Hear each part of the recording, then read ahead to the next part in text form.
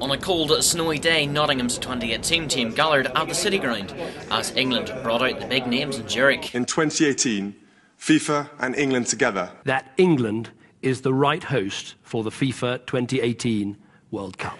I'm proud to have been part of the success that English football has enjoyed over the past 20 years. There was a lot of worried faces as the bid team waited anxiously on news from FIFA. World Cup 2018 FIFA World Cup, ladies and gentlemen, will be organised in Russia. And whilst Russia celebrated, the scene was very different in Nottingham as Forest had to re-evaluate their plans for the future. We've always said that the City Ground is our natural home, but if it was in the best interests of Nottingham, the World Cup bid and Nottingham Forest, then we would look at an alternative. Obviously, with the World Cup not going ahead, then we will be staying here at the City Ground unless something happens in the future, as maybe part of a major redevelopment plan within the city. But there's no time frame, no time constraints, and we've got a chance to have a look at that as and when it may or may not materialise. The City Council's inquest started immediately into the failure.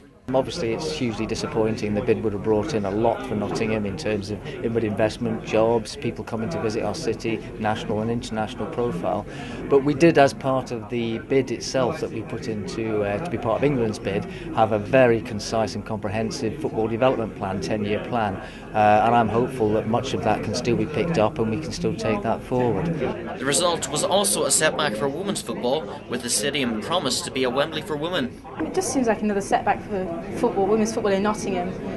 The fact that England haven't won the bid and therefore Nottingham won't be a host city, and a stadium not being created just means it just feels as though it's a setback. No Wembley for women, and therefore women's football won't be a big centre for international games. It just feels quite disappointing for football in Nottingham. Nottingham Forest now looks set to stay on the banks of the River Trent at the City Ground for the foreseeable future.